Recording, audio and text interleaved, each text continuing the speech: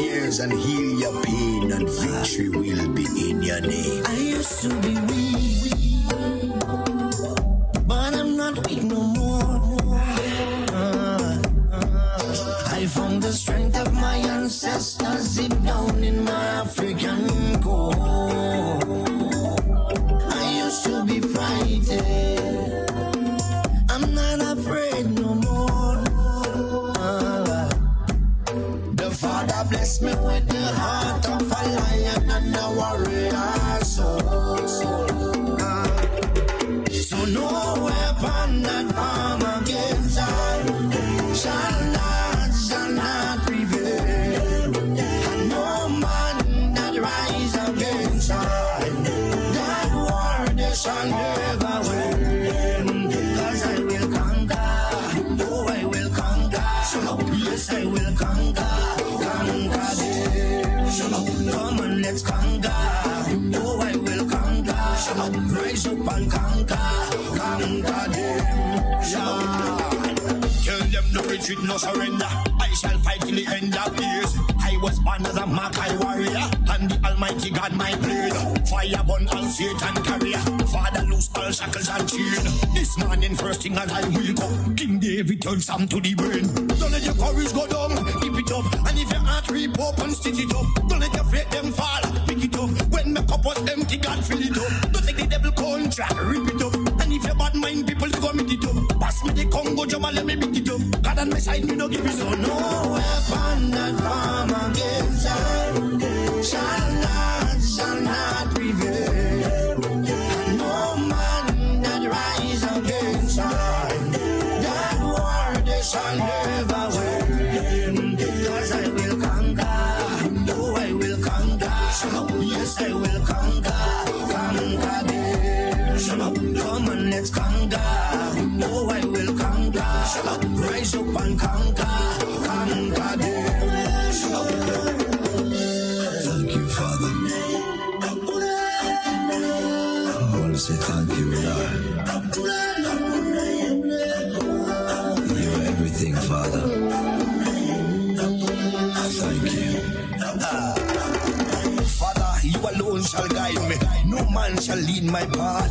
In the wind I hear your quiet whispers, and you heal my broken heart. Even some of my friends turn enemies, and they pray for right to feel. And remember you gave us your only begotten son, but we gave him the wound of love. Send down your warriors with the hello. They carry down to the end of days. No matter how the devil tries trick me, unto you my soul I will give. Father, I know this time is coming. I can see the high tide raise. Without you there is no other. Could you be that real myself? No weapon that form against I shall not prevail. And no man that rise against I, that war they shall never win. 'Cause I will conquer, oh I will conquer, yes I will conquer them. Come on, let's conquer, oh I will conquer, rise up and conquer them. I am a man, I am a champion, I am a warrior. So who are you to tell me that I cannot make? Who are you to tell me that I am not the greatest thing that God ever created? Good morning, Grenada, Carriacou, and PT Martinique. You're listening to Hard Talk Grenada. A very special good morning to those of you joining us on the various radio stations, whether it is 97.5 CitysoundFM, 89.5 CRFM, 91.9 and 91.5 RealFM Radio, and 92.9 Sister Radio broadcasting from Hillsborough, Carriacou, and of course 94.9 We Noise Radio out there in Brooklyn, New York. A very special good morning to those of you joining us on the various live streams, whether it's on Facebook, whether it's on YouTube, whether it's on Instagram. Good morning to you. It is the last day of the month of March of the year 2021, and the year is rolling by quickly, quicker than we anticipated. You know, after we've been locked down for so long for 2020, you know, and so many restrictions for that year. 2021 is going by just a little bit too fast for my liking. And of course, with me in studio this morning, I have my co-host, Mr. Roland Bola. Good morning, Mr. Bola. Good morning, Miss Duncan, and a very pleasant morning to our listeners. I know there are some people out there that are smiling. A few are fussing and fretting because we've been getting a bit of rain from some parts last night up my neck of the woods where I've had some water. And then into the morning time, the farmers, those who are still planting, putting seeds into the earth, they will be very, very, very happy because it's kind of now the drier part of the two seasons that we have, dry season, wet season. It is the period when we're going through the dry part. It's a wonderful morning all the same. Despite the little rain, it was not coming, showing down like as they say, raining cats and dogs. Sometimes people use that phrase. Yeah. No, it was not like that. It was between moderate. It was like a moderate, continuous shower for a while. It just subsided a little bit, and so. That is good also. Very good weather condition if you're walking out in, well, not just planting, but if you're walking out in the open, if you, for example, construction workers, the sun will not be blazing down on the backs and shoulders. That's what I'm saying. Yeah. It's not torrential showers that they have to run inside. But it's the kind of weather, a little cloudiness, the atmosphere is a little cooler where you can produce. And so I hope everyone will be productive, irrespective of where you work, whether you work indoors or outdoors, whether you are in an office or in the land, you're on a construction site or working on one of the delivery vehicles, you are on the port, or wherever you may be, wherever that calling in life would have taken you. I do really hope that you would have a tremendously wonderful but very productive day today. Grenada needs you. Your family needs you. We all need you. We need each other, and each of us need to produce in our respective areas of work or opportunities wherever we are. As a senior lady once said to me, she said, "Son, you don't worry too much.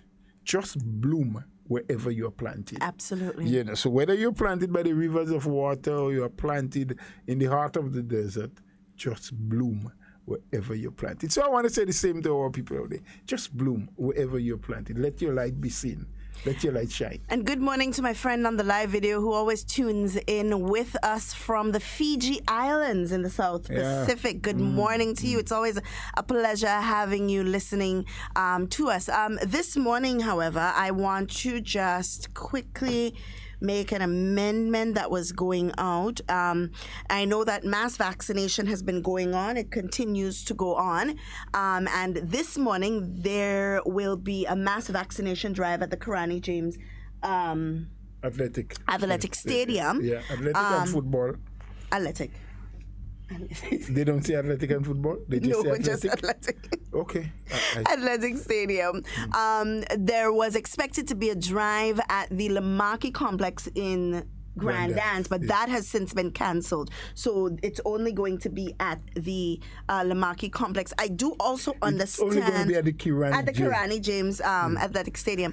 I also understand that there's going to be a continuation of the vaccination drive at the Radisson Hotel.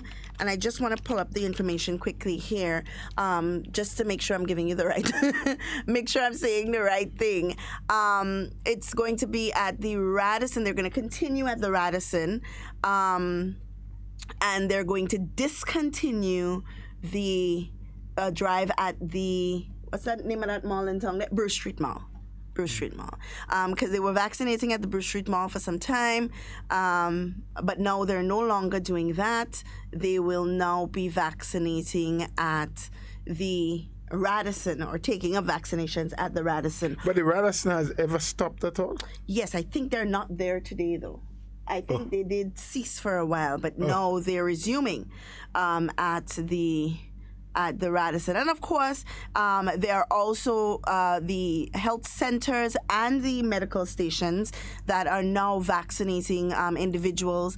However, I do want to, and I'm hoping that officials from the Ministry of Health would be listening at this time, because someone brought to my attention something very concerning. I don't know if that is the protocol, but sometimes people misunderstand what the protocol is and do their own thing. So I'm hoping that this is not what the protocol is. Someone said they went to the medical station and they were told that they couldn't be vaccinated because there weren't enough people and they don't want to open the bottle and waste it. So I asked the individual if it was a situation where you were given a time or you were told that you would be called back when sufficient people have given their names to be vaccinated and so on. And they told me no. So I'm hoping that, and I don't want to take what the person said wholesale. So that's why I'm saying I'm hoping that someone from the Ministry of Health is listening and can verify that this is not actually happening, because that can be a deterrent for persons who have just, let's say today I decide I make up my mind and I go in and get vaccinated, and I just want to do it and get it over with. I don't want to have to go back home and ponder on it, and then I meet Joseph down the street and Joseph come and give me some story, and then all of a sudden I'm reconsidering if I want to get vaccinated or not. I think it should be properly structured in a way where they say, okay, well, on Wednesdays we'll be vaccinating, or on Thursdays, and not just let people just go to the medical stations and say, I want to be vaccinated. If you understand what I'm saying, Mr. Bola. I am understanding what you're saying, and I am trying to see if there's any way I can simplify what you have just said so that there are some minds out there who may be confuffled a bit with what you have said.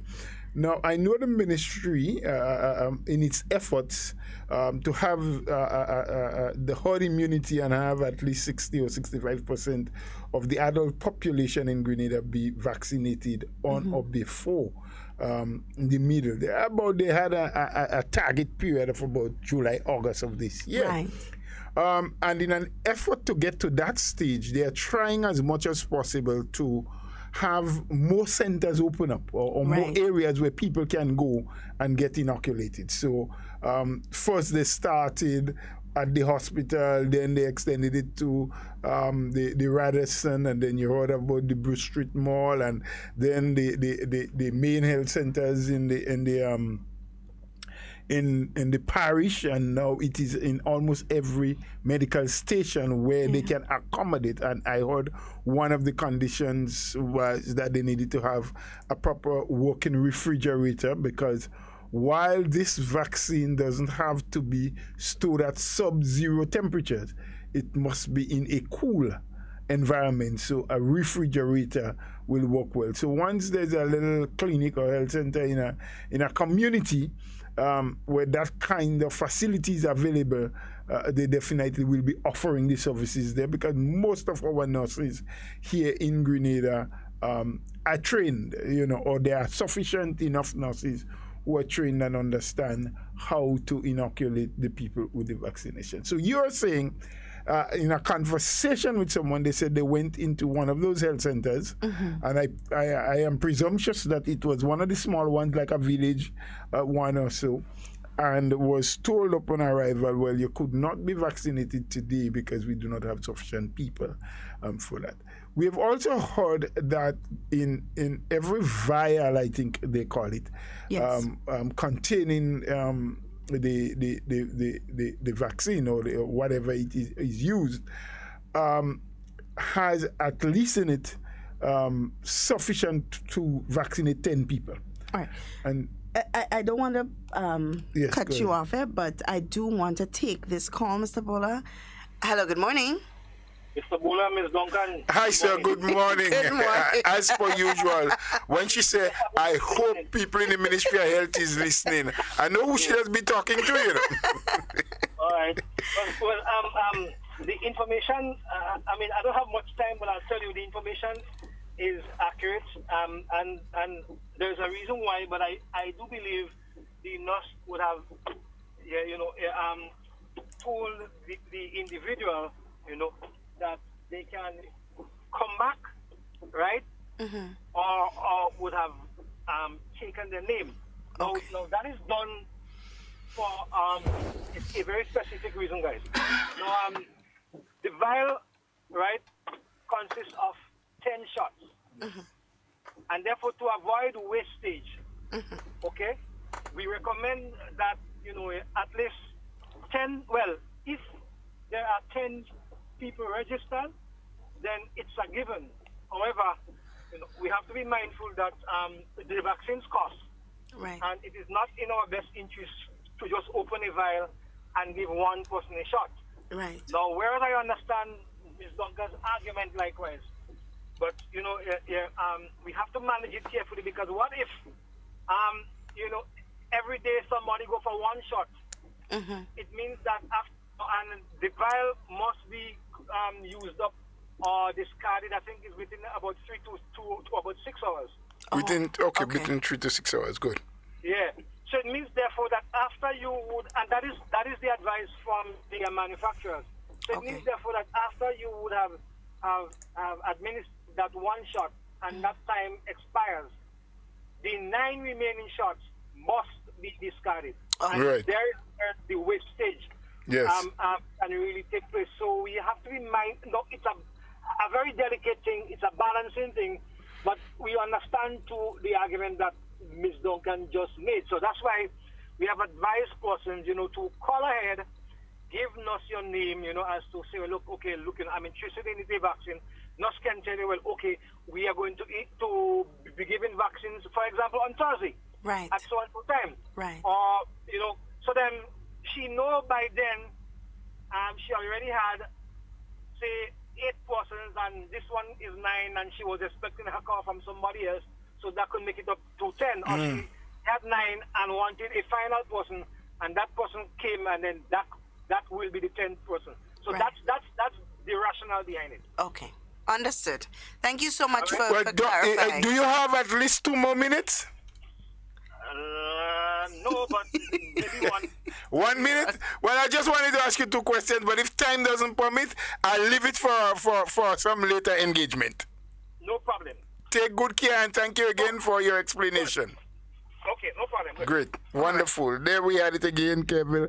As per usual, would always come to our aid. Yes. And then to some extent, we understood that because we've heard about that very early. Yes. That each vial contained 10 shots. I was about to explain that.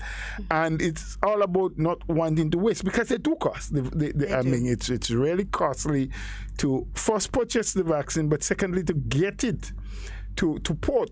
There are several routes that sometimes it has to take in its transportation from. So, for example, the AstraZeneca that we're using are coming out of, I know a lot of it is coming from India.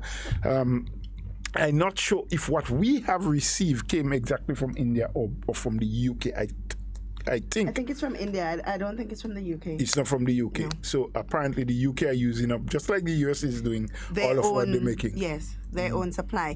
But also we have to take into consideration as well. I read an article recently that indicates, it was earlier this week that India indicated that they would be doing a blockage of shipments of the AstraZeneca because there was a local need for it.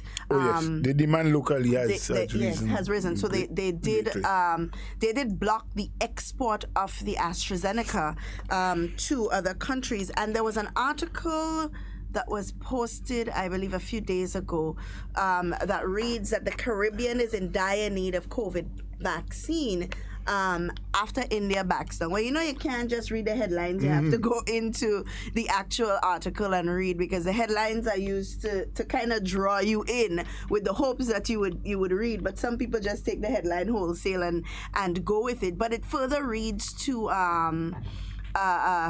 It further reads to the fact that India has donated 58.64 million doses of the Indian-made, and as we said, there are 3 different sources of the vaccination, but the Indian-made vaccines to over 70 nations, right? And that's including Caribbean countries. Now, in doing so, it means that, of course, there would be less available for local consumption.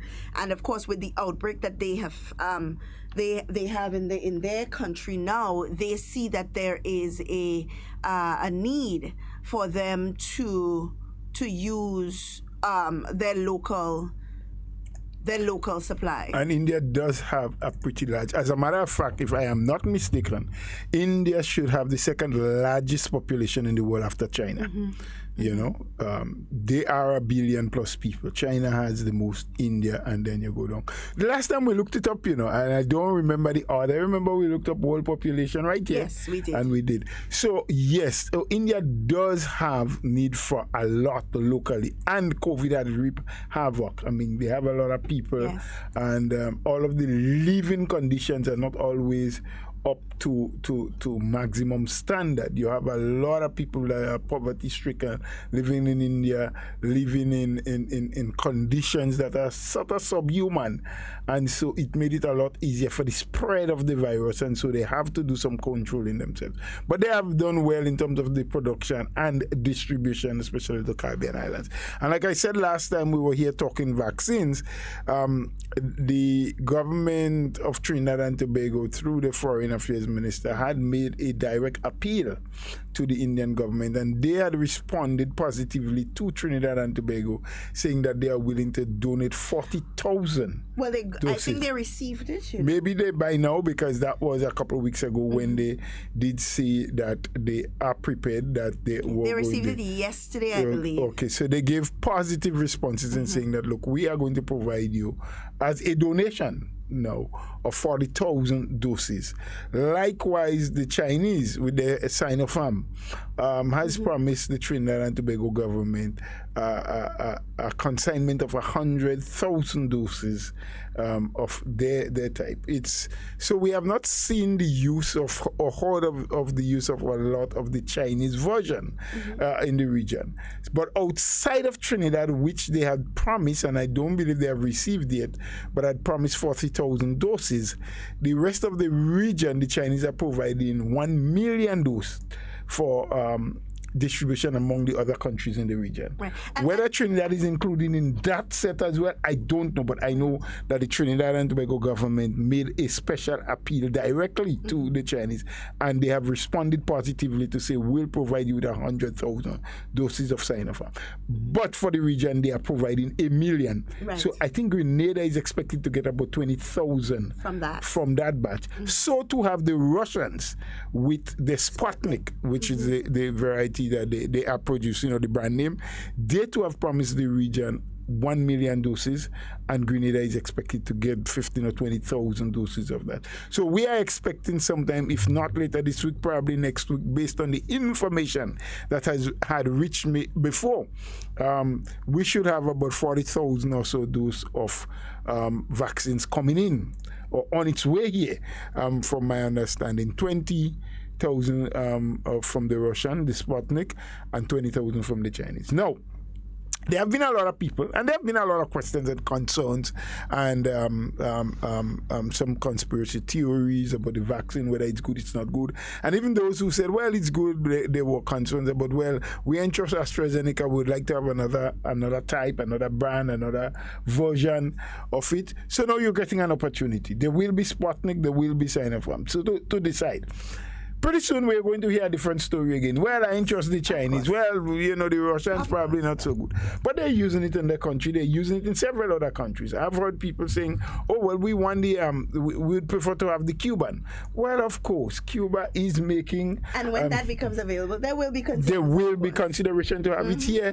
It's still going through its testing phases. I know they're using it extensively in Iran, for example, because the Iranian government and people with the kind of levels of COVID that they had said, look, even if it's not yet officially authorized by the WHO, we are prepared to use it. And so hundreds of thousands of doses are being administered in Iran as we speak. They're running the tests. So far, we have not heard of any negative effects as a result of the Cuban version. So again, I want to believe, and I can't put words in the minister or the COVID committee's mouth. They are the ones that take full responsibility for determining where they take from. But I can recall the Minister for Health having said that once there is a version that is being approved by the WHO or CAFA or one of those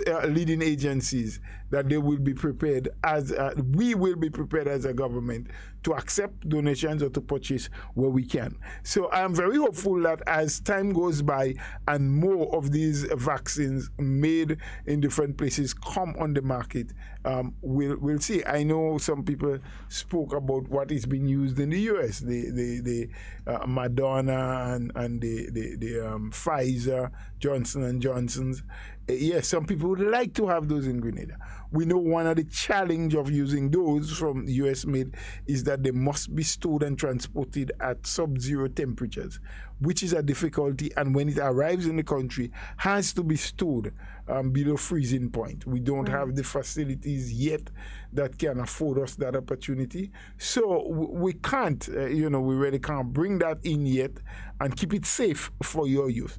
But I want to believe as soon as a facility becomes available and a means of transportation that can transport it from the US to Grenada safely under sub-zero conditions, I see no reason why the ministry and the government will not want to offer that opportunity to all people. And it's good too, because I've recently learned, or it's been recently reported, that the Pfizer has been proven to be effective or very effective in use of children between the ages of 12 to 16. Now that excites me because I know from the very beginning I've wanted my children vaccinated. So it's an opportunity for children, especially children with underlying conditions, children who are susceptible to getting, severe illness from COVID or severe disease, to have that same opportunity as adults do, to get vaccinated and so on. And if we could find a way in which we can get, a couple doses here just for the children, Well, well, there are two in my mind from all the information that we have had about those things. I believe there are two conditionalities that must exist for us to get. One, we must have the proper storage facility here in Grenada, and a point from where you can do the vaccination. Yep. And most likely that will be the hospital because of its need for sub-zero temperature for storage.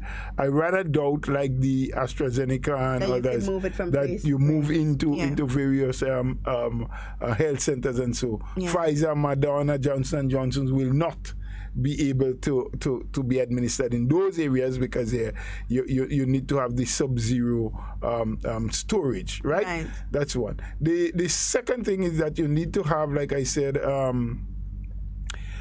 level of transportation that can allow you to take it from its place of origin to Grenada.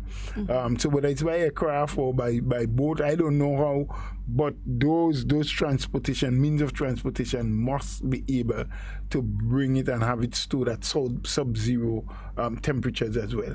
But secondly, and which is the main one, is whether or not they are able to produce sufficiently to supply us. Because as it is now in the US, they seem to be utilizing all that they can produce at the moment. Even though they have 3 different types, all of what is produced is being taken up. And there was even announcements that the US is looking at now starting to bring in the AstraZeneca from India or wherever, London or Korea, wherever they can get it, because those are the 3 main areas where it's been produced or where the factories are located, into the US for use in the US as well, because they are in short supply. So those are the 2 conditionalities I believe that will, well, maybe there's a third one, also cost, the cost effectiveness. Is it cheaper? Will it be easier to purchase than what we are purchasing at the moment? Whatever the case may be. So these are the conditionalities. But as you have correctly said, if there's an opportunity so to do, I think we should, because then it gives a wider range of choice to our people. So those who are suspicious or have something suspect about either the Chinese made or the Russian made or the Indian made, they can now have the American made in the mix and can choose from it. Absolutely. Having said all of that, though, one needs to still consciously remind each and every one of us of the importance of seeking information, doing your read up, inquiring of your medical professionals, and getting a thorough and better understanding of these vaccines and why they are necessary for us all to take. You know, I was reading, because I like to be informed. I like to read and ask questions and make sure that I have my information, spot on. And it was noticed that India has donated over 300,000 vaccines to the region thus far. How many more will get donated, we don't know as yet because of what's happening there.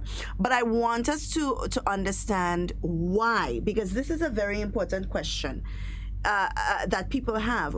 Why are these countries donating to the smaller regions and the smaller countries and what we consider third world nations when their populations are so large and their populations are in dire need of it? And I think that is a conversation that we need to have, having people understand that it is absolutely necessary for there to be global herd immunity. Now, we've been speaking about herd immunity here in Grenada, wanting to achieve that so that our people are vaccinated and so that our people are protected when the world starts opening up again, and so that we can regain economic stability, right? But what we're not talking about is the fact that there must be global herd immunity as well, which is actually more important than even the local herd immunity, because you want to make sure that, and I think the global herd immunity would be about 80 to 85% of the world population being vaccinated, right? And then you would have achieved a global herd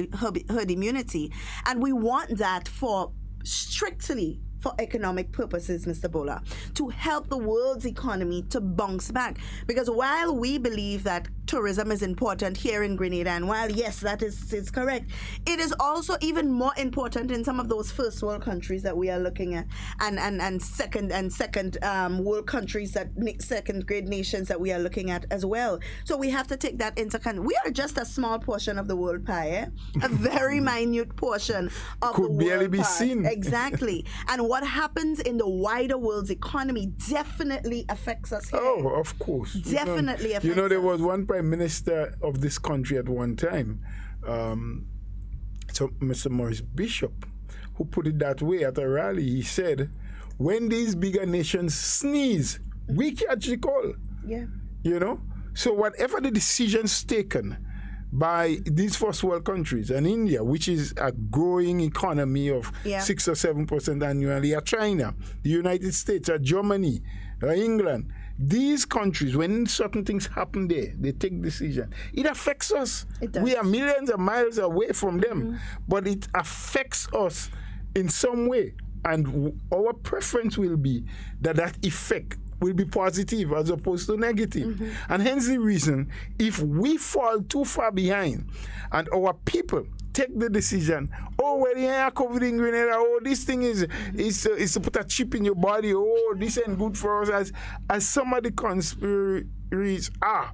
And we continue to fall for that, and we don't fall in line and do as we should, we will be left out of line.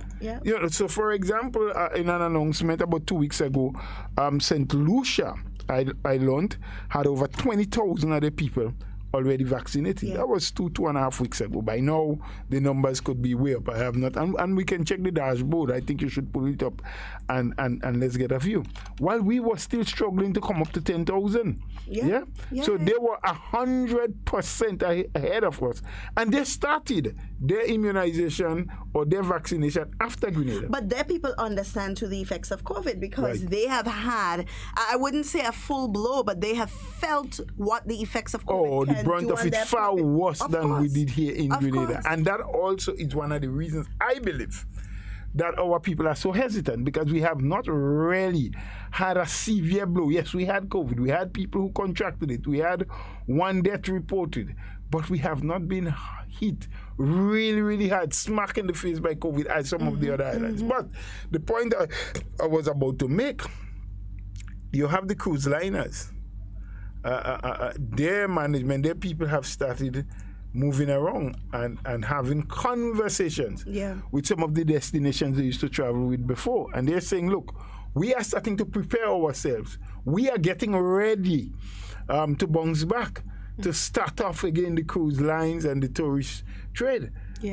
We in the Caribbean depend heavily on cruise tourism. You know, we do. Our vendors, our taxi drivers, our restaurants and hotels, they rely on that heavily. When you have visitors in, the day is better for a lot of them. You know, you hear the taximen talking about how well they did when you have 2 and 3 boats inside. But here are the conditions. They're saying, look, in returning, in restarting, one, we will ensure that every sailor, every worker, every person who is employed with us on board must be vaccinated. They have to be. That is one of the preconditions. If you don't get vaccinated, forget about your job on the ship, right? They are going to try to accommodate as much of the people who were working before. And I've been out of commission for a year plus now, have not been making a dollar because the cruise ships are all packed up. We are going to make sure that these people, first and foremost, are vaccinated. Secondly, we are not going to allow on board any couple or any individual who have not been vaccinated, save and except the under 18s that are not required to. But once you are required to get on board, you must be vaccinated. But the third condition is what is really important. They're saying that they will not dock in countries where a significant number of the amount of the population, like we're saying, 60 or 70% to achieve herd immunity, has not been achieved. They won't be pulling into those ports because they cannot make sure that the sailors and workers and the passengers are vaccinated and bring them into a port where the majority of the people who they will interact with as a taxi driver, as a vendor, as a restaurant worker, what have you, they go and bounce into the supermarket.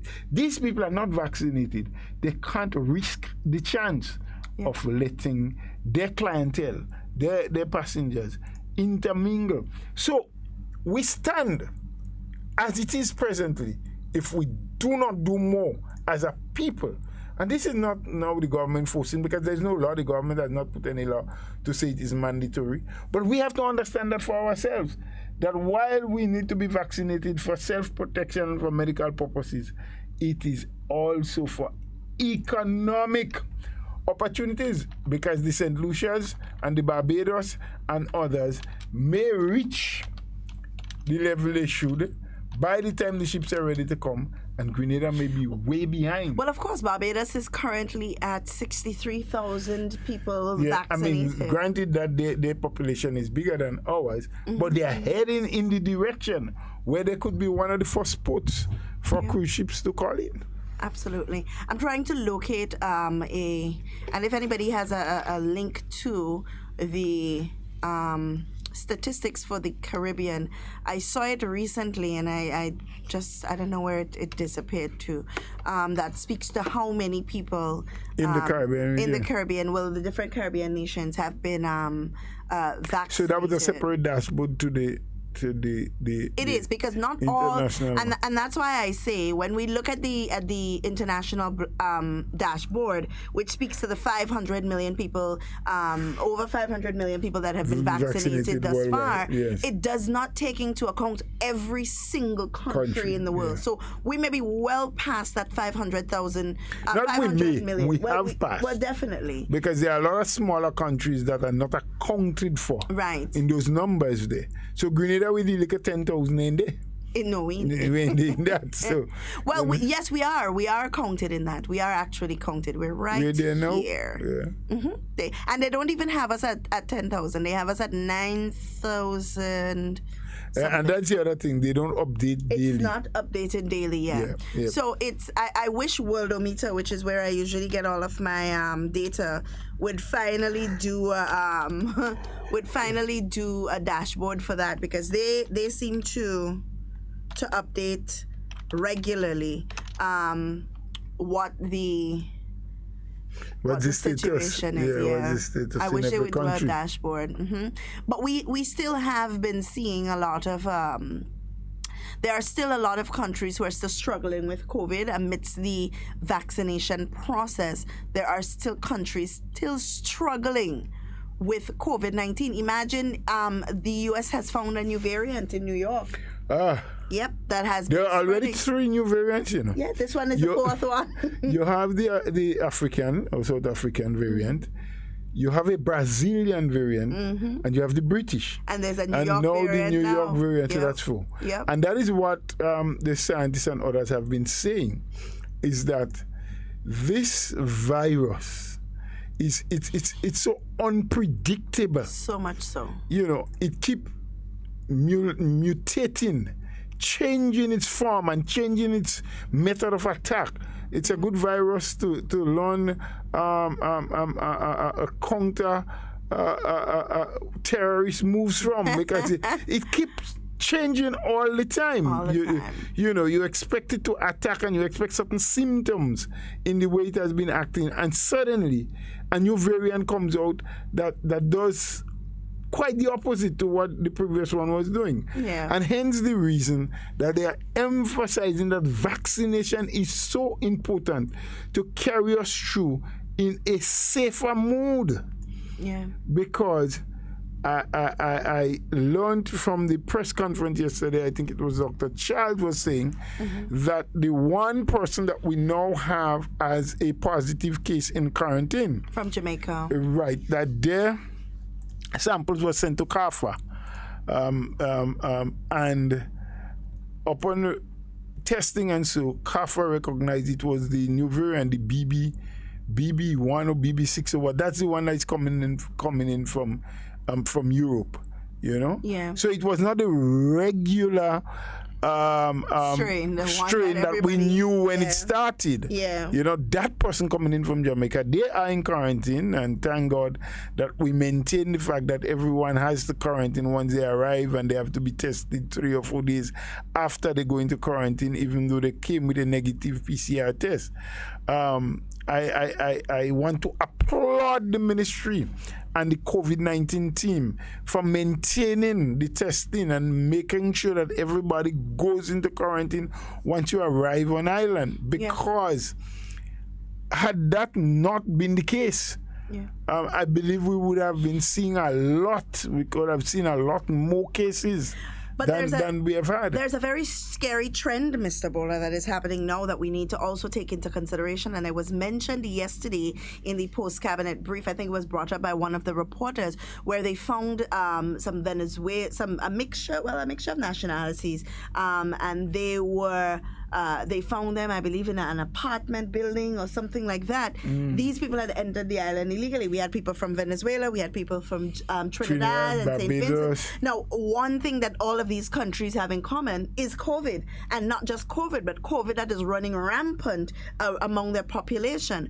So very easily, these individuals could have interacted with any person within the state of Grenada, and we would have had an uncontrollable state case of COVID. And I say this to say that we often take for granted the fact that we don't have COVID in Grenada, and that our borders should be closed, and that, the police must amp up their security and so on. But if the police has to also babysit us and teach us how to be responsible citizens. How to be disciplined and well-behaved. Exactly. They have to patrol the streets to make sure that you have to stay inside. 12 o'clock, they have you're to not have supposed to be. traffic checks all the time, because we continue to drive without paying our driver's license, without inspecting and paying our vehicular license. So we are putting a tremendous amount of pressure on the police to do all sorts of things. There's no behavior in our homes, so we have to call them all the time to come to deal with our children, with mothers and fathers fighting, with children fighting parents, fighting their siblings, with war in the community.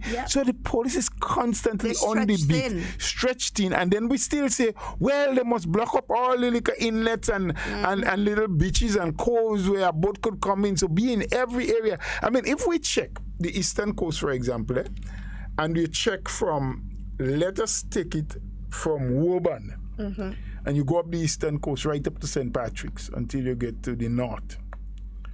Can you count the amount of bays and inlets that any little vessel, any little boat can pull in at any time? No. I am absolutely certain that you will get about 500 places. Yeah. Yeah? I've never checked it, and I've never seen any empirical data. But understanding the jagged kind of coastlines that we have, with all these little inlets, all these little pieces of land docking into the sea and little coves and things, I am absolutely certain in my mind that there could be 500 or more of those little bays and inlets. Some we've never heard of, we've never seen. Little beaches where any little boat, any little thing with a Johnson or Honda engine behind it can pull in at any point in time, right? So imagine you have to police that. And I'm taking just Woburn up to St. Patrick's, that's one half. Then you have the whole western coast, which would be, again from Woburn, coming around the south of the island, up the western coast into St. Patrick's. So probably another 500 areas or more where they can pull in, yes?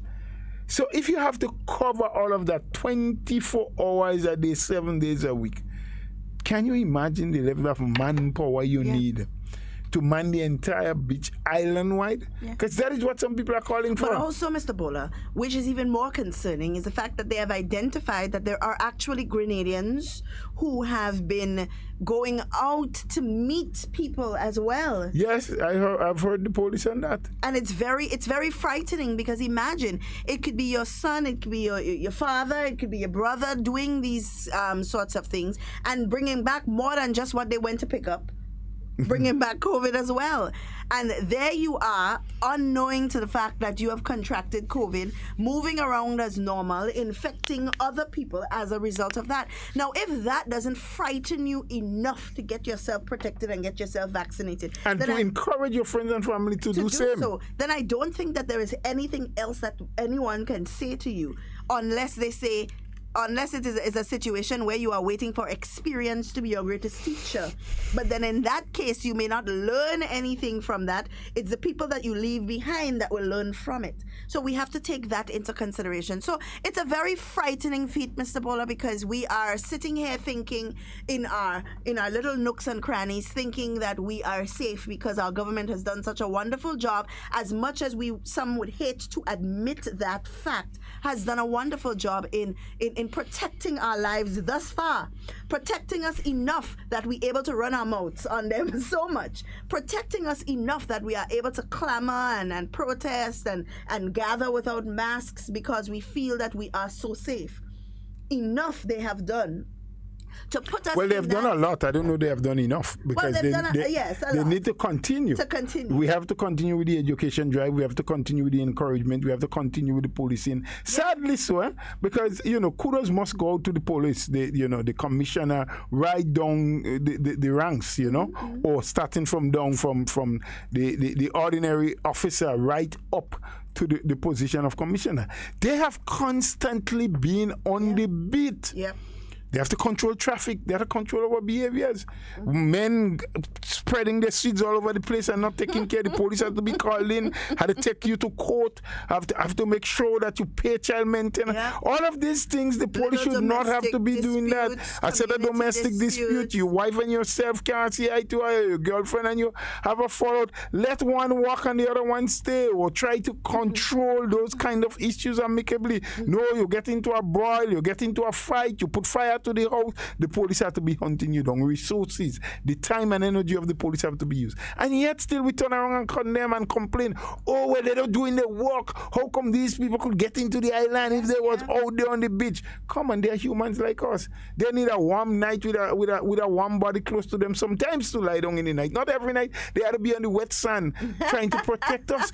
We behave sometimes as though we have absolutely no responsibility for our life and our livelihood. And our actions. We have no responsibility for our security and that of our families. We have no responsibility for our actions. We can just do things because the police is being paid to look over us and to look about it. And we don't like them, you don't respect them, you don't assist them.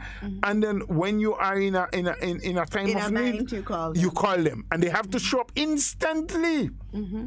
If they don't show up instantly, it's because they don't work, they don't this. And we do accept the fact that there are a couple among us all, whether they are police officers or teachers or public servants in the ministry or attending the revenue. There are always a few that do not always live up to the expectation and do not do as much as they should be doing or as well as they are expected to perform. Absolutely. We need to encourage those. But those who are doing it and going beyond the call of duty, we need at all times to recognize them and to thank them for the service. And it can't be a Peter pay for Paul issue, because if we were going to look at it in that light, it would be that whatever actions of the minority would be, the punishment would affect the majority. We could look at it in the same context of COVID, where you have a few people who are just blatantly disregarding the protocols, and the majority has to pay for their actions. In the same breath, you cannot expect that you would disrespect all police officers as a result of the actions of few, because remember, we are dealing with human beings as well, and human beings are susceptible to error. It is in their nature. Error. And I mean, it is in our nature. We are not expected. We were not created to be perfect. If you are perfect, well, I say kudos to you. We need to strive for perfection at all times. At all times, but I don't agree with your statement that we were not made. We were not created to be perfect. No. I don't agree with that. I accept the fact that none among us are 100% perfect, but we strive for perfection. But even the Bible speaks about the flesh of man being weak. Of course, it speaks about the flesh of man being weak, but it did not say that it is okay for man to allow the weakness of the flesh to control him. The Bible did not say that. Yes, but even God in his wisdom, Mr. Bola, knew that we were not going to be perfect. So we were not created to be perfect. And that's why there is forgiveness. I don't agree with the statement that we were not created to be perfect. So today we got to agree to disagree. Well, we agree to disagree, and that's why I'm telling you I don't agree with your statement. I can agree to the fact that we have failed in our attempt to be perfect many a times. And the Bible speaks about being forgiven 70 times 7. When one of the disciples said, Lord, how many times must I forgive my brother? And he said, at least 70 times 7. But don't you think that is there because God knows that we will not be perfect? God created man based on the Bible's preaching. You look into Genesis. He created Adam. He looked at man and saw that he was lonely. Put him to sleep. The first operation that was ever performed. Took a rib and made a woman as his companion. He placed them in the Garden of Eden. And the Bible went on to say that he provided everything. There was the birds and the bees. There was honey. There were fruits. There was everything. And in that garden, he placed one tree and said to man, you should not eat off that tree. That's what the Bible says. Whether it's speaking the truth, I have never studied and go back into time and look at all the writings to say what was right and what was wrong and whether Genesis is correct or incorrect. I don't know. But I'm saying it on the basis of what is written in the Bible. But man, because he is an inquiring being, and it was not, man as human, but it was the woman, allowed herself to be tricked and fooled by the devil, who appeared in the form of a serpent and said, the reason why God tell you don't eat of this tree is because he do not want you to acquire the knowledge and understanding that he has and to see everything. He wants to keep you blindfolded. Like some people are saying, no, you take the vaccine, they're going to blindfold you.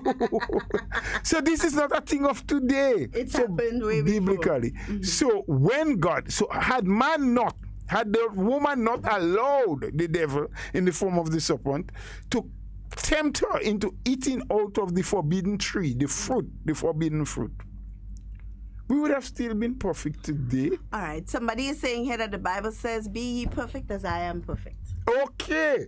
So that's what I'm telling you. I do not agree with the statement that we were not made to be perfect. Somebody on the live, on the WhatsApp is also saying, Mr. Bola, after Adam, perfection of man ended. The young lady is correct. So we will disagree. It has to be a woman that said that. No, it's not a woman. We will agree to disagree today. But you brought up a very important point, which points to the fact that we have a lot of serpents out there. Just as God placed a tree in the garden and says, do not eat of this tree, because if you eat of the tree, you will die. And the serpent came and said, don't worry with God. God only telling you that because the fruit nice, and if you eat it, you will see things that you never see before, and yada yada yada. Convinced him that it was the best thing for them. Convince her. Stop it. Convinced her that it was the best thing that they could. Well, she still give the man to eat. Of course. Okay. That's why we are who we are, But it's the same Women thing. always lead us as men. You see, let's don't go down that road today because I know what we do. Lead or guide. Be very careful. Lead us. I'm arguing that with you this morning. That's why when we pray, we say, Father, lead us not into temptation. But we have to say, Father, allow woman not to lead us into temptation. Miss Allison. Let's talk Miss Allison, vaccination. I know you're listening. You hear him this morning. You hear him. My wife and I always discuss those issues. And my wife has always been the strongest bit of support for me. And that's how it should be. And despite the fact that she's woman made from me, we really mesh. That's how it should be. She is the exact rib that was removed. That was removed from me. I wonder when I will get somebody to be my exact, to be the. Well, I have more than one exact rib. So. Anyway, folks. Oh my God. Sorry about that. Good. But we sidetrack a little bit. But let's get back to the issue. Someone on the live video is saying people need to be more vigilant and report any suspicious activity that we observe. Help the police create your own neighborhood watch, and that is an important. And as you said, Mr. Bola, we have to have some sense of responsibility, because remember, we are part and parcel in creating the environment that we want to live in. Of course. So if we want to live in a safe environment, if we want to live in a peaceful environment, we must help in creating that. Yes, it's the job of the police to protect and serve, but it's also our job to assist them, because they are protecting and serving us. They are helping to contribute to the kind of environment that we want to live in and we want to grow up in. So if you have a cousin and every 2 weeks your cousin gone out in the night on his boat, you don't know what he going and do, it is your responsibility to report it. But first and foremost, I'd say talk to that individual. Well, and let them know that they are taking an unnecessary risk that could put your life and the rest of the family and the people they interact with, at great risk. And let them know.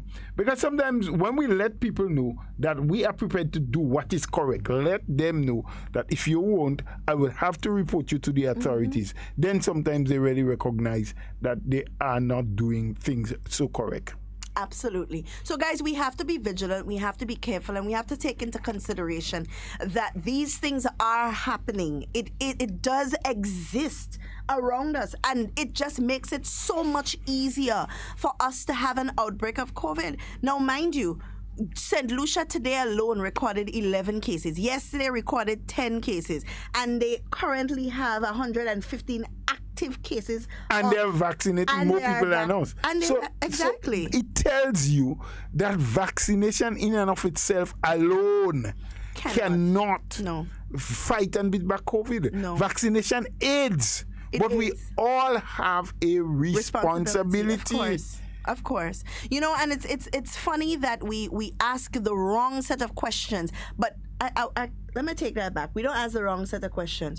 We ask questions with the hope to get the answer that feeds what we feel or our emotion. So if you don't want to get vaccinated, guess what? You are not going to ask questions that would lead you to getting vaccinated. If you don't want to get vaccinated, you are not going to go on the internet and look for pro-vaccination tips or pro-vaccination articles. You are going to go and look for articles that feed your point, that makes what you say have substance. And there is nothing wrong with that, because everyone has their opinion. But at the end of the day, what you decide must remain with you. You must not be trying to convince other people that them not getting vaccinated is in their best interest. You not getting vaccinated is in your best interest. We may think it is in our exactly best because interest. you have all of the reasons why you don't want to do it as an individual.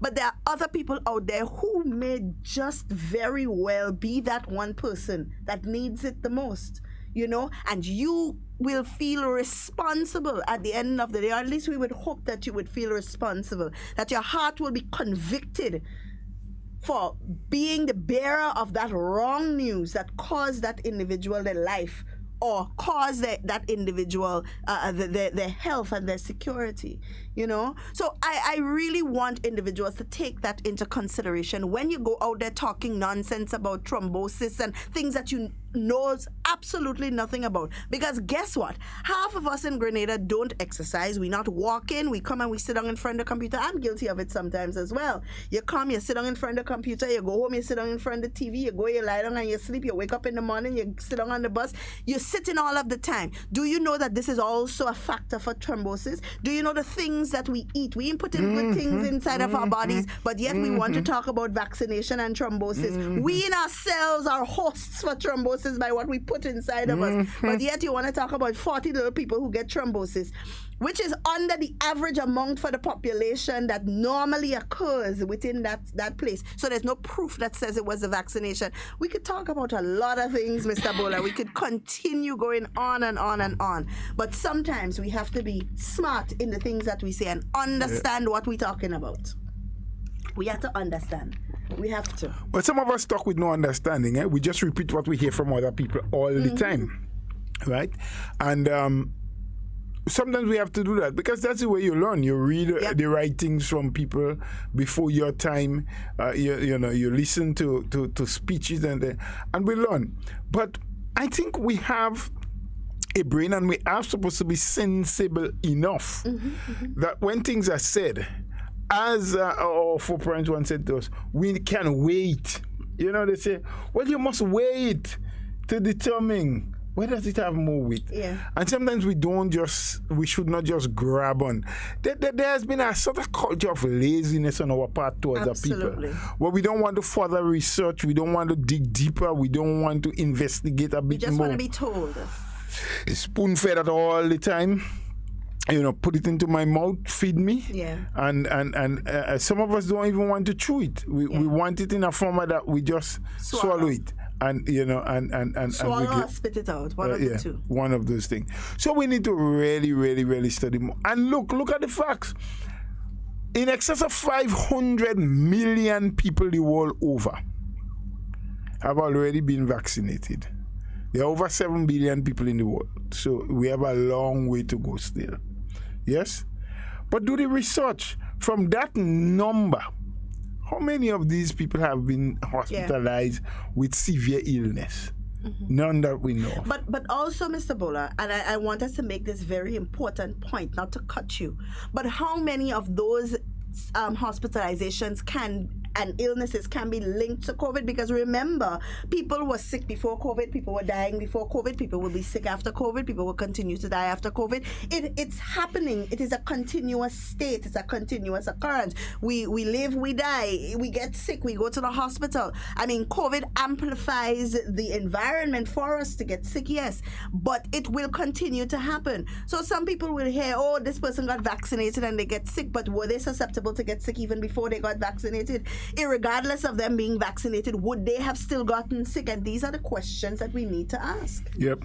Someone is saying on the live, the fight of COVID is on the ground level among citizens, among our people. Yeah. You know, regardless of how you look at it. So we can look at it as a good thing, as a bad thing, as something we want to be part of or we don't want to ever participate in. And that person is absolutely correct. It's among us, it's on the ground.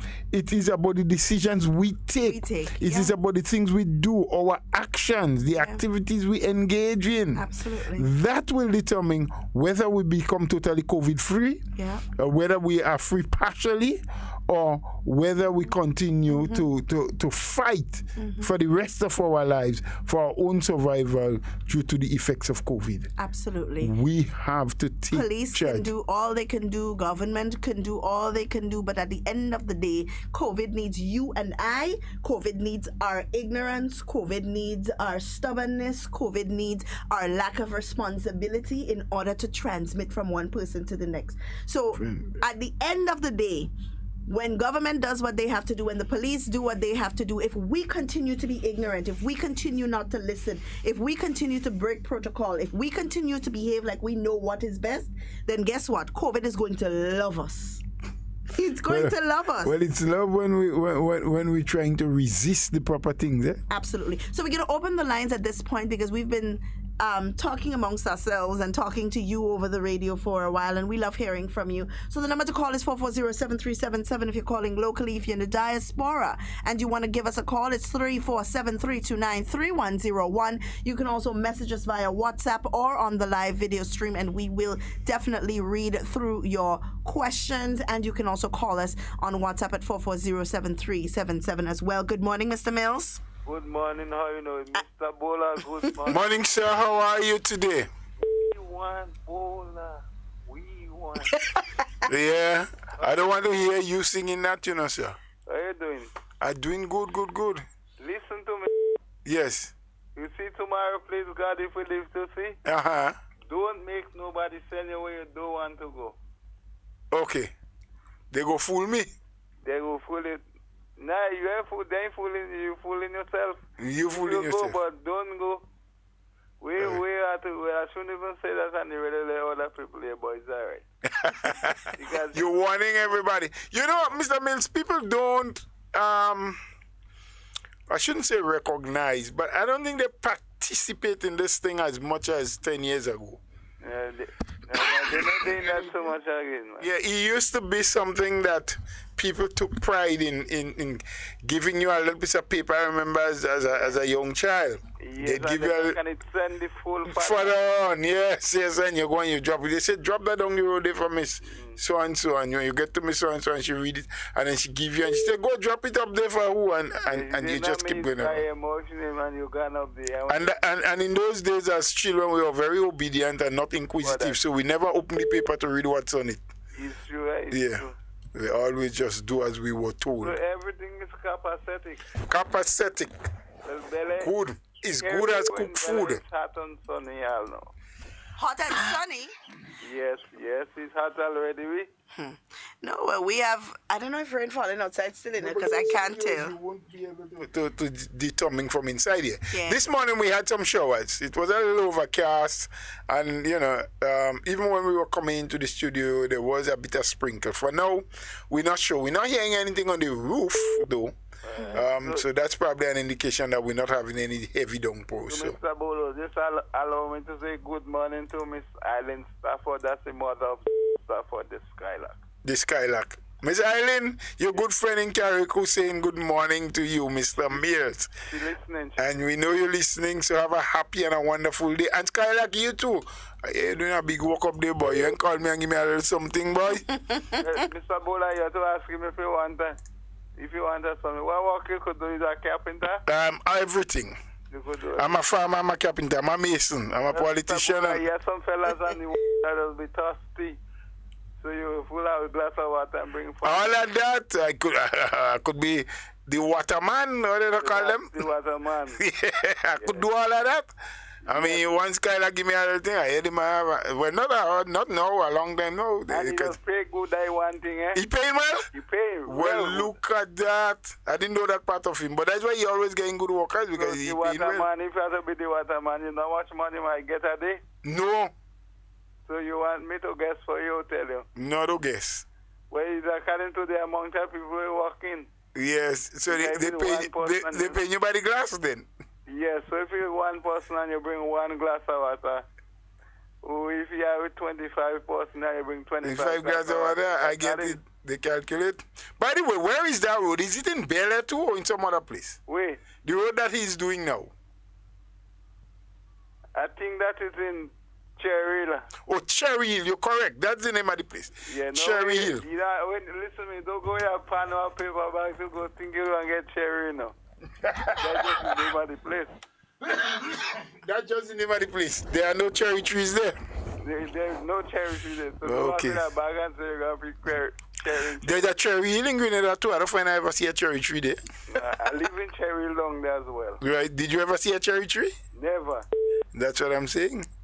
So they probably make it a habit to call places that have no cherry hill. Yeah, it's just the name of the place. Maybe the hill red. Cherries are kind of red fruit. Very good. High in vitamin C. I find looking at that place, there's a dry place. Well, I'm in a wrong now, so. Yeah, so you know no cherry there. When you come up, you go see. All right, Mr. Mills. Have a blessed and wonderful day with your good self. So you just have to tell me when you come up, you'll see. Yes, when I come up, I shall see. I know Cherry Hill, you know, I've been there before. But you went there? Before, yes. But I'd love to go back whenever I return to Carriacou because the transformation, I believe, with the road and the bridges and the cob walls and drains that they're doing now will be excellent. So, when you come up, you'll see. That's when? I can't give the date. Why you playing you lawyer or something? You always they want to pick my mouth. I will tell you, man. It will be soon. Sooner than later. I can't hold him, Miss. I can't hold him at all. No, you can't hold him. No, the word can't come out of his mouth. I wonder if he's talking the truth for me. Remember, he's a politician, eh? Yeah, all a politician says what? I want you to say something. I ain't saying nothing, eh? I'm not, you don't put me in court at all. I just ask a question. Why a politician says what? It's facts about the country. That's it. Maybe it's the truth.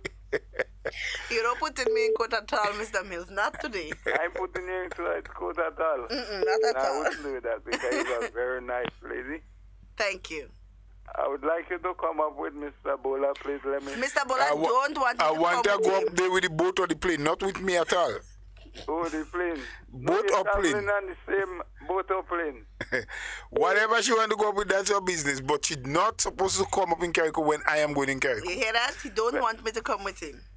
You look like you're hiding something. Yes, she want to come and know my business. I don't. What business you are so? Exactly. All kind. Ask him. All kind. All kind of business I have to take care of in Carriacou, and I don't want her close to me. She go bring news back down in Grenada. Next thing she go down back and say why you didn't do. You understand? Sing parang on me. Yeah, next thing we put in parang up here. Yes.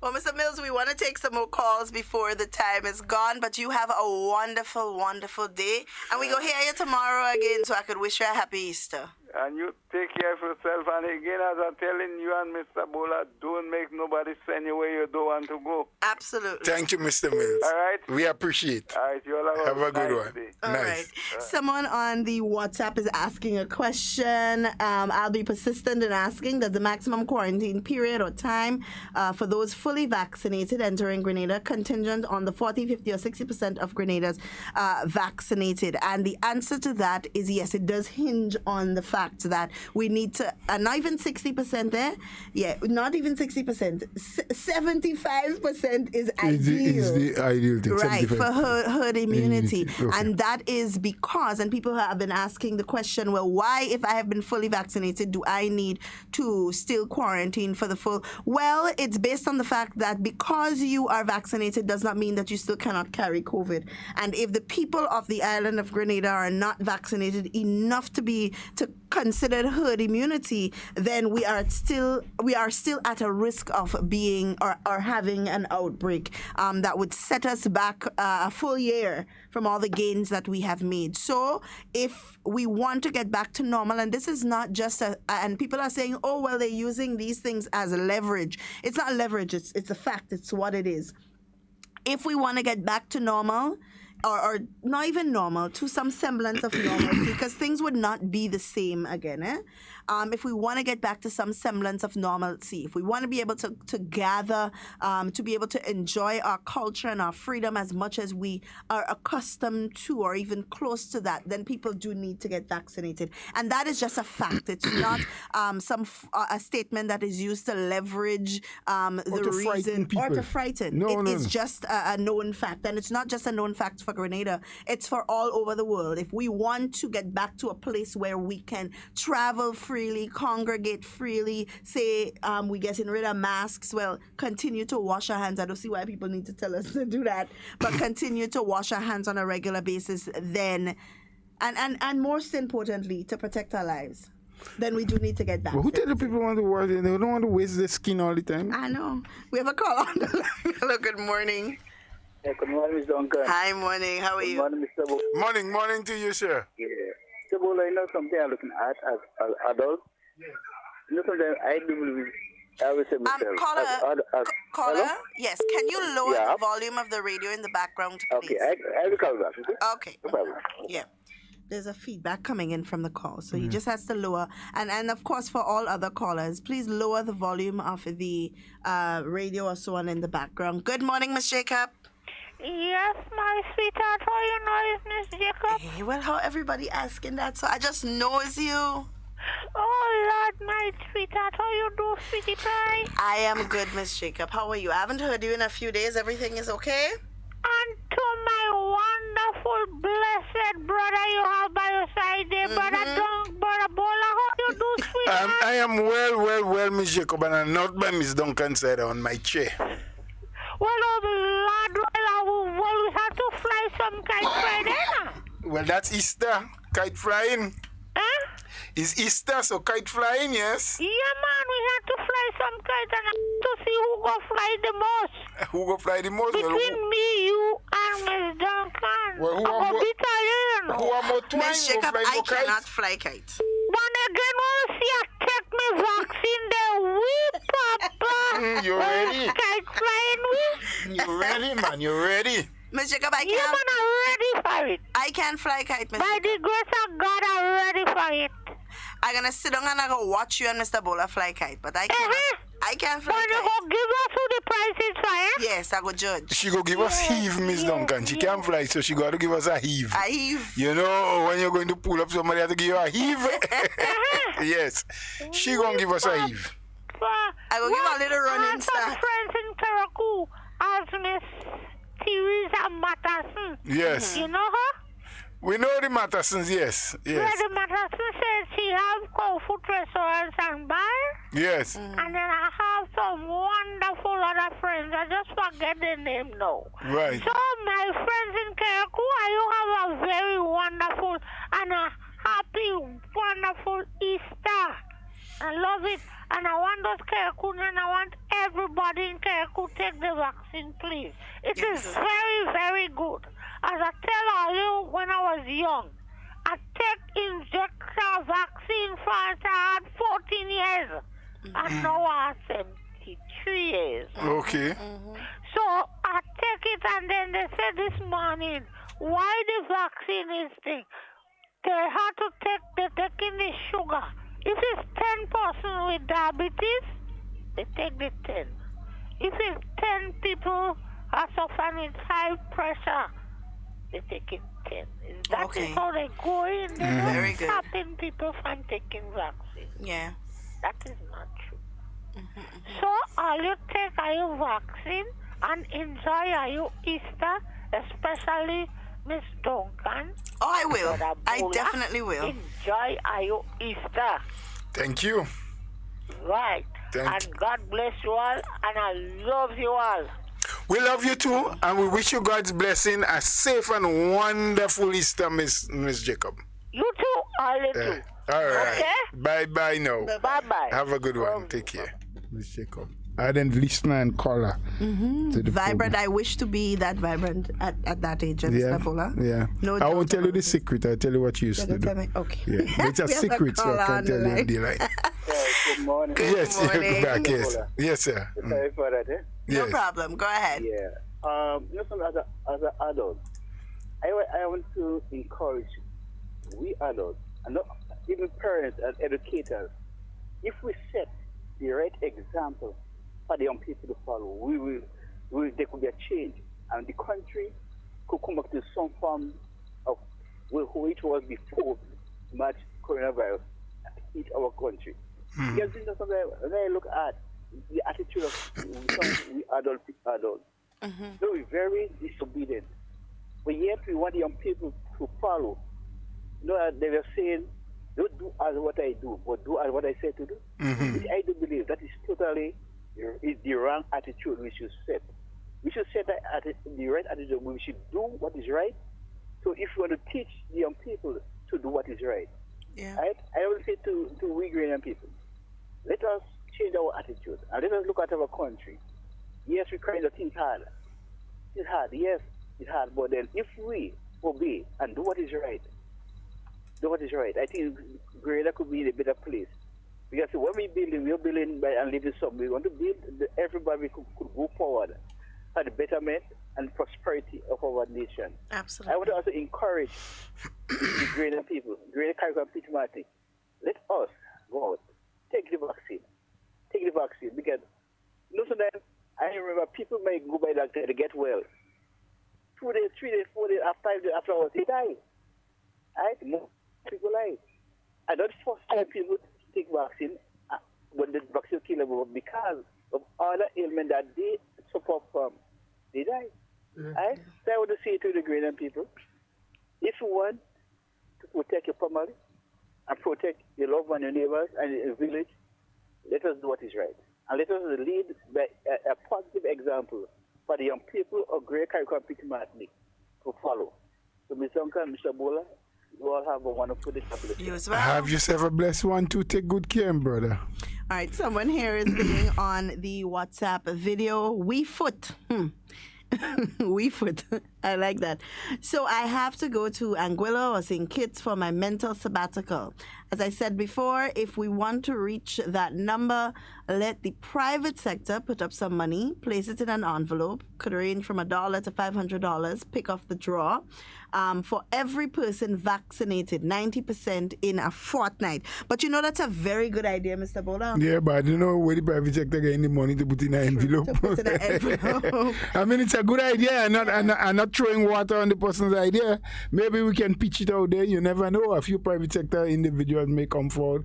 Yeah. But some of them may do it differently. They may just encourage their staff. Because I understand, and we need to verify that, we need to check it, that there are already some work sites, some business places in the US that are demanding that if the employees, so it is factual. It is factual, right, yes. That the employees get vaccinated or else they can. And you can't really blame them. I hear people saying, oh, well, that is unfair and so on. But you have to also look at it on the flip side, Mr. Bola.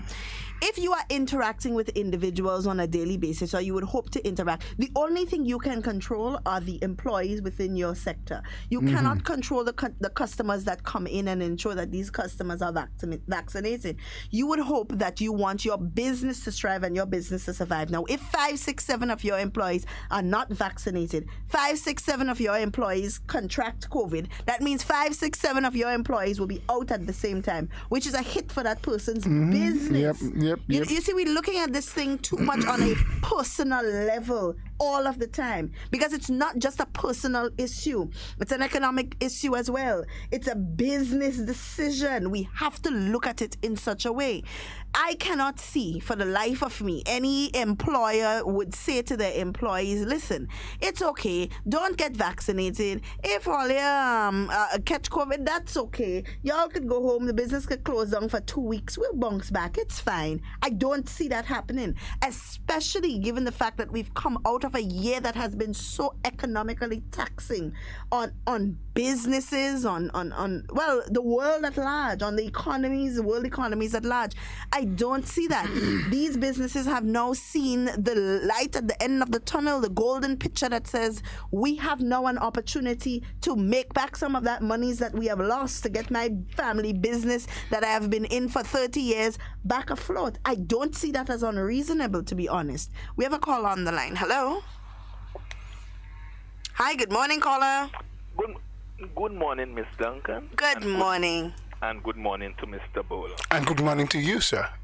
Now, Mr. Bola, whenever you have the opportunity to talk to family and friends in the diaspora, yes, sir, do you realize how proud they are of the homeland in terms of how we have managed this crisis? Certainly, I do recognize they're proud. All right. Now, Mr. Bola and Miss Duncan, I want you to please help me to better understand the unfairness in the decision taken by public servants and the union. Now, Mr. Bola, can you please tell me about the 3%, and this 4% now that they are making an issue? Tell me about the 3% and who paid it prior to now. Oh, well, if you're talking about payments from this government, we had to go way back. Well, we don't even want to go prior to 2008, because prior to 2008, public servants were getting the increase. We know 2008 to 2013, there was a change of administration. The NDC was there. There was absolutely no salary increase during that period. Save and except that coming down to the end of the reign of the NDC in office, they had a negotiation for a 1-year salary increase, which took effect in 2013. So somewhere around 2012, thereabout, they did the arrangement. But knowing that they were heading into an election, they placed the effective date for payment to fall 1 month after the election should have been held. February, March of 2013, they did get it paid by the NNP, because the NNP won the election 15-0. Right?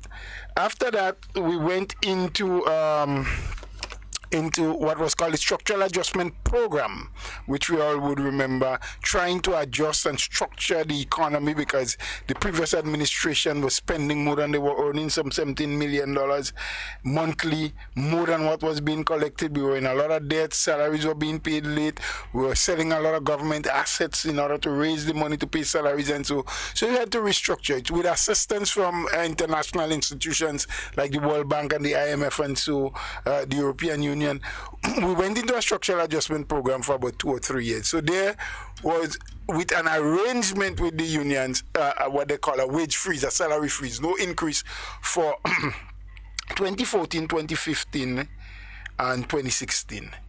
Right? No salary increase. However, I must say to you that after that initial payment in 2013, which was arranged for by the previous administration, but effected by the NNP recalculated, they calculated what was the lost earnings as a result of no salary increase over those years under NDC, and paid that in back pay to the public servants, some $44 million worth of back pay paid between 2013 and 2014 in 3 different tranches.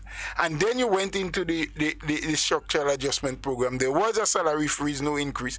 At the end of it, 2016, the government made some one-off payments. Some public servants got 1,000, some got 2,000, not a back pay, but they said, look, for the sacrifices made for those 3 years with no salary increase, we are giving you a gratis. 1,000, 2,000 in some instances. Negotiations was held for 3 years increase, which took effect 2017, 3% in January, 2018, January, 3%, 2019, January, 4%. So that was a 10% increase over 3 years after the structural adjustment program. While that 4% was paid in 2019, they negotiated again for another 3 years, which would be 2020, 2021, 2022.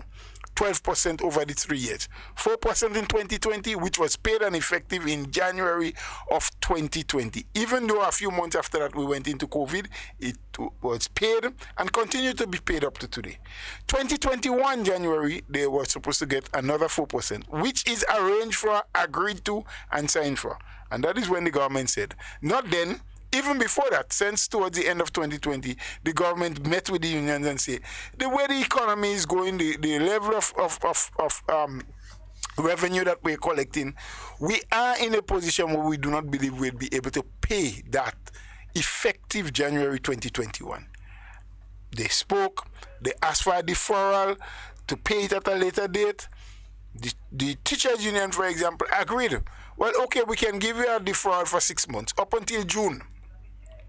However, in order to do that, These are, no, not the teachers, sorry, the public servants. That was with Ms. Roberts as the president. However, you must do these other things within that 6 months if we are to agree to give a deferral up to June. But when a calculation was done of all of the other things that the public workers wanted the government to implement within those 6 months, it was costing more than what the salary increase, the 4% was for the year. So if the government had money to do all of those other things, they could as well pay the 4%. It's because they didn't have the money to sustain that. That's why they asked for a deferral down the line. So in essence, for 4 consecutive years, the public servants received the salary increase. It is only on the 5th year, 2021. Government said we couldn't pay it now, but we promised to pay it later on. And then they have another 4% to get when come January 2022. So sometimes they say, oh, this government is against public workers. But how can you be? A government that never paid you a cent in increase, you say nothing about them. And the one that has been paying you consistently year after year, you say they don't like public servants. So that's the genesis of the payment, 3%, 3%, 4%, and then 4% again in 2020, with a 4% to be paid in 2021. All the government is saying we cannot yet implement it. We will pay you at a later date, and we will make good on the months that you did not get it, which should have been from January, by giving you a back pay. And I think the back pay will be coming with an increase. So is it fair to say that workers in this country of ours over the last 20 to 25 years have received more benefit from this government in terms of fulfilling, what was the MOU and what was promised than any other government in the last 25 or 30 years? You are absolutely correct, and the research can be done. The evidence are present. It's right there. As a matter of fact, during the era of the NDC 2008 to 2013, there was an economic crisis worldwide. We knew about that. And so there were several businesses that was closing up shop, including banks and others too. They were letting workers go home, they were closing up. They were giving payoff because they said, the economic recession was affecting them negatively. They couldn't continue business. So you had a lot of unemployment being created. So people got what was referred to commonly as sovereign's pay. Sovereign's pay at that time attracted a governmental tax of, I think, 30% on what you were being paid. The Trade Union Council approached the government then and said, look, these are harsh economic times. Unemployment on the rise. People are being sent home. Please, have a heart. And the little money they're getting, don't take that portion of tax. Write it off. Don't let them do it. They never did. It took the new National Party 2 months into office, or 2 or 3 months. They came in February of 2013, February. So you had March, April, May. By May Day, so 2.5 months of 2013 to announce that there will no longer be any taxation on your sovereign's pay. But you know what? Not only will not the government will not collect from them, but they will make it retroactive. They're going to bring it back 1 year or 2 years before, which was the period under the NDC that the NDC collected, and they reimburse the people who paid that. And you want to say this is a government that don't care about workers, that don't care about the working class? These are the facts. It's there for everyone to see. Anyone can research it and determine whether I'm speaking the truth or not. So now, listen, my final question, because I realize, in the explanation it takes some time. Yes. Now, Mr. Bola, is it fair to say that if the government was to give the public teachers and public servants what they're asking for at this time, present time, if they was to get it, is it fair to say that we can have the Imani program and other social programs that is geared to assist the poor and vulnerable in this country? Can it be thrown into jeopardy? Well, that goes without saying. It's absolutely correct that it can. You're so well on point. There's just one little correction with your question. Not if the government give what they are asking for. It is due to them. It is agreed upon. It is signed for. So it is theirs. So they're not begging for anything. It is something that has been negotiated, signed for, and has to be given to them. The fact is, and sometimes I say to people, when you look at it from a very narrow scope, a myopic view of the situation, you say, well, the government breaking protocols. But when you look at the wider picture, as you have bring into play now, the Imani, the social programs, the unemployed, do you know, and they know, that there have been people in this country from since March of 2020, when there was the first lockdown due to COVID, has been sent home and have not ever made a day work up till today. They continue to feed their family. They have to send the children to school. The bills didn't stop coming.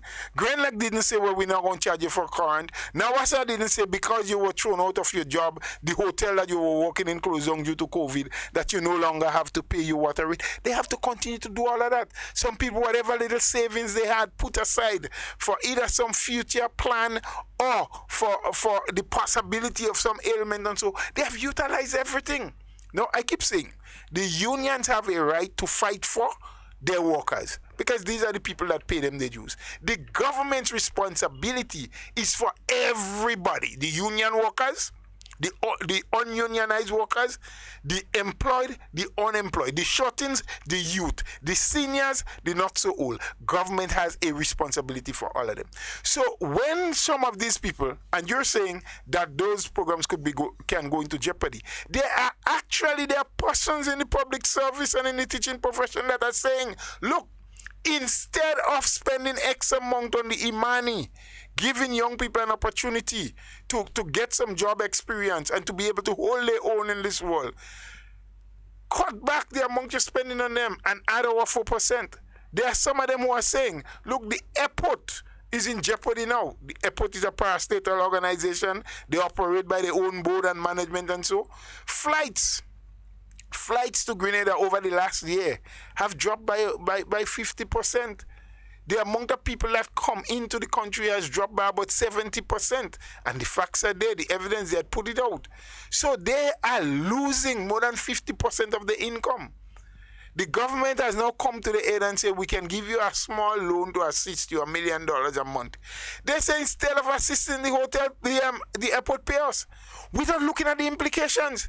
Our airport is our gateway to the international community to send our produce out. So close the airport down. So the little sub farmer who does get a little 100, 200 or 150 when he sell at 20 or 30 pounds of sauce up could no longer ship out because the airport closed down.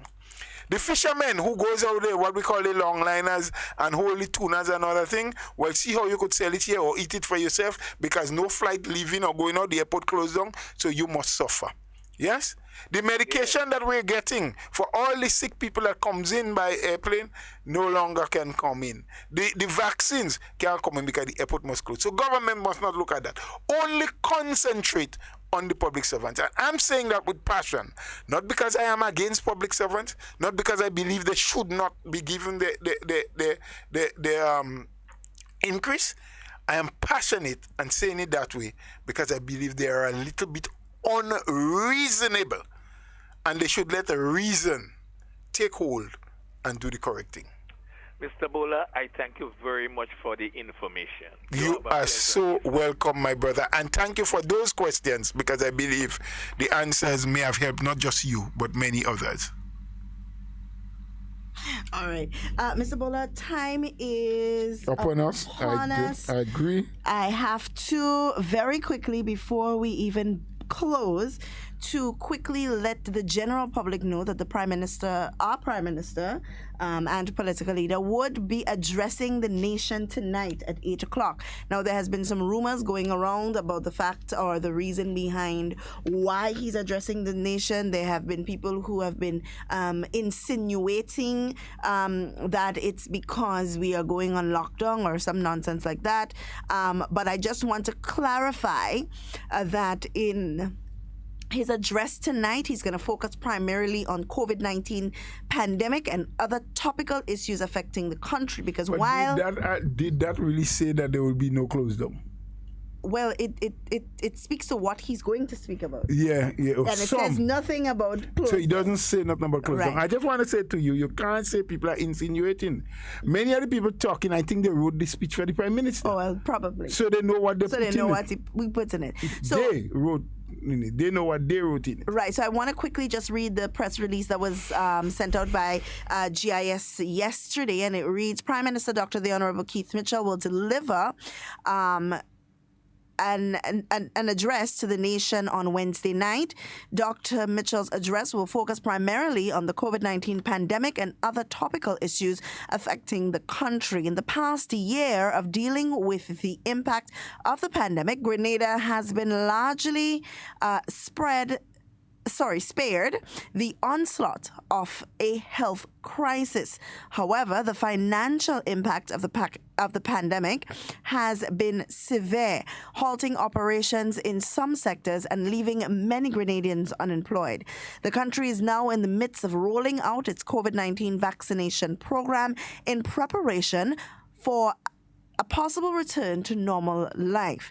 The Prime Minister is expected to encourage responsible behavior among citizens, as it relates to adhering to the recommended protocols and getting vaccinated. The Prime Minister's address will broadcast live on GIS TV channels 22 at 8 p.m.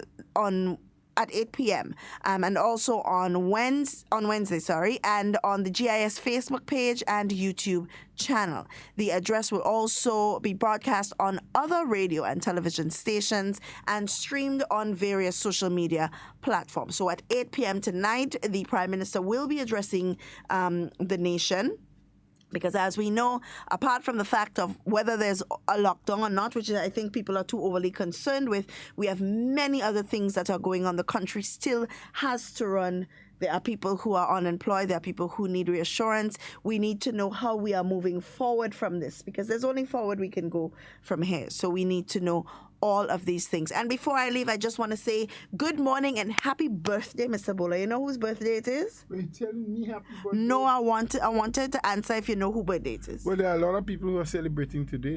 It's the birthday of Mr. Andre Donald. I didn't know that. Yes, today's Andre Donald's birthday. So, tell him. Very, very happy birthday to you. I hope you have a wonderful and productive day. Guys, we have come to the end of our program. Mr. Bola, any closing words? Well, just to remind people that they need to stay safe. I know that there's a long weekend coming up, holidays, Good Fridays, Easter Monday, so there'll be a little bit more spare time on the hands of most of us where we would want to get into some kind of activities. Just be safe in whatever you do. Remember the protocol and stop believing that COVID is gone. It's still here. It's still around. All right, guys, you have a wonderful and productive day. And as we say here every day, in whatever you say and whatever you do, be safe and be secure. We always want to be talking with you, but we do not ever want to be talking about you. Please do enjoy the remainder of your day. Get vaccinated and stay safe. Stay tuned for the National Report. It's been wonderful, guys.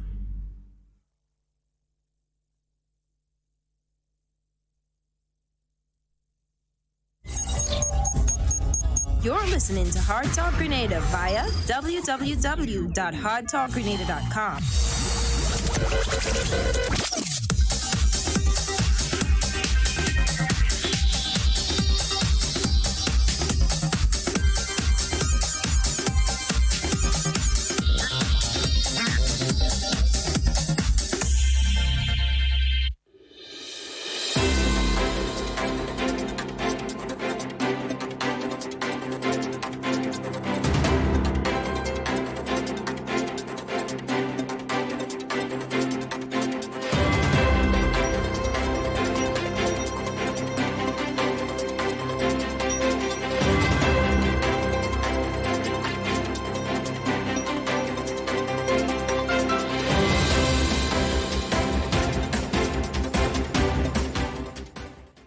Grenada records its first case of the COVID-19 UK variant.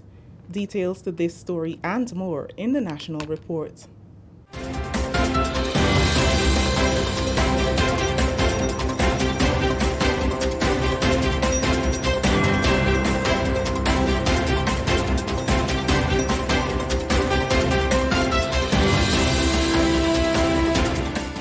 With the details to the news for Tuesday, March 30th, I am Chrisanne Mitchell.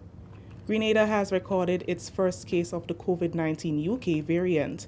The individual arrived here a few weeks ago and remains in isolation after testing positive with a high viral load.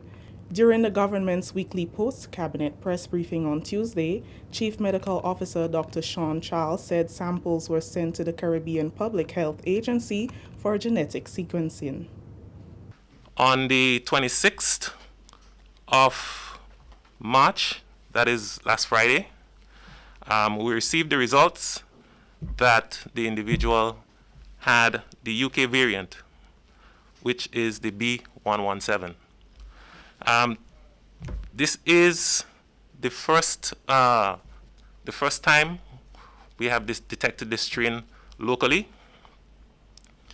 and of course it is of concern to us because, as most may be aware, these new variants are transmitted much more readily, they're much more infectious, and many more persons can become infected, which can, in the long run, lead to more deaths.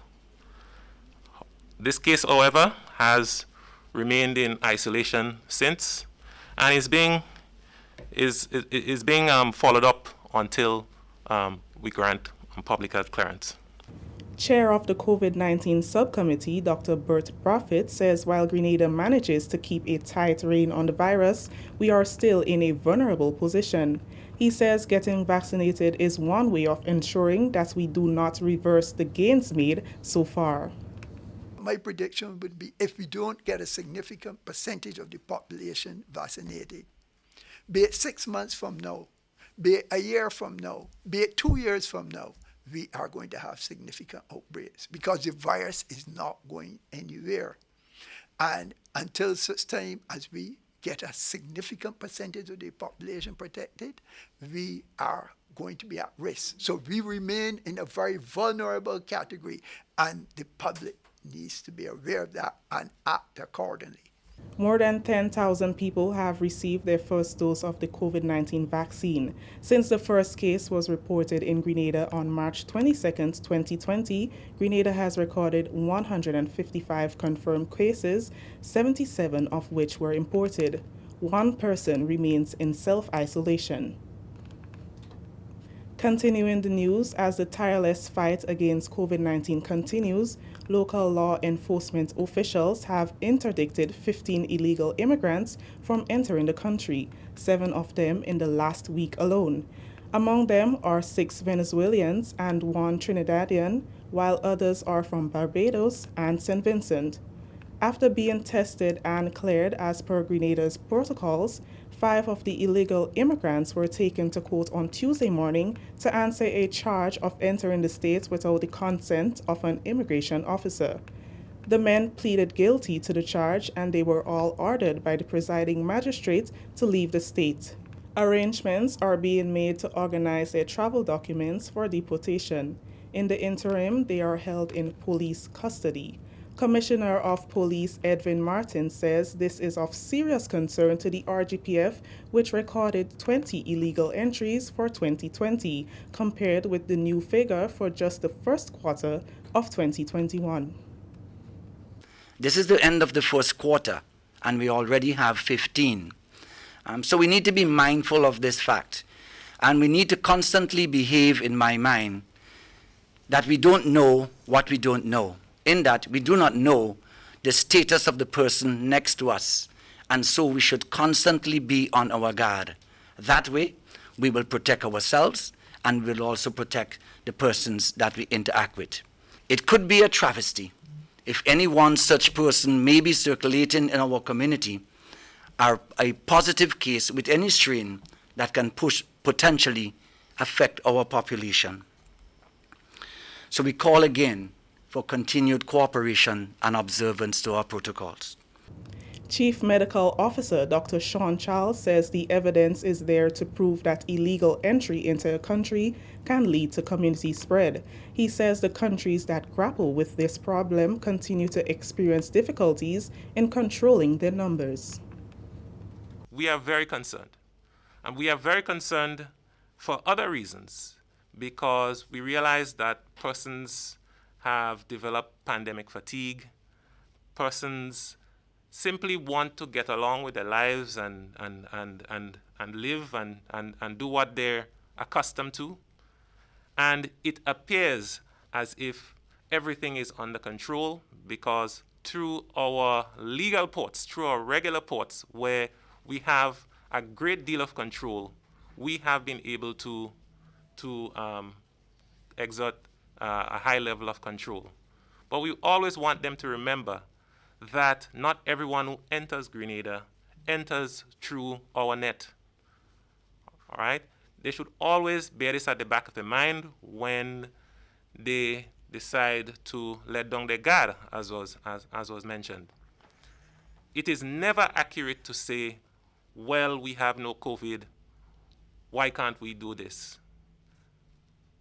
It is more accurate to say no known cases, because we may have some that may escape, our control measures. Prime Minister Dr. The Right Honorable Keith Mitchell will deliver an address to the nation on Wednesday night. Dr. Mitchell's address will focus primarily on the COVID-19 pandemic and other topical issues affecting the country.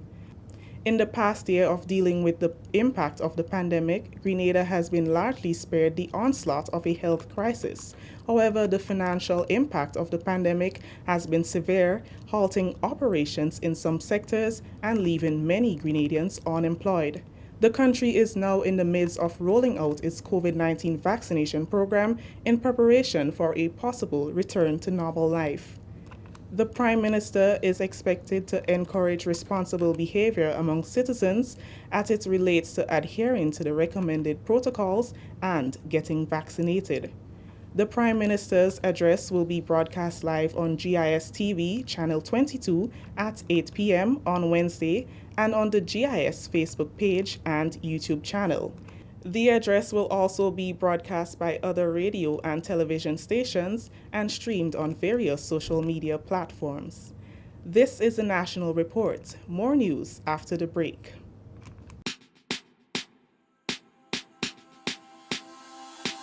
Hey, are you gonna wear your mask today?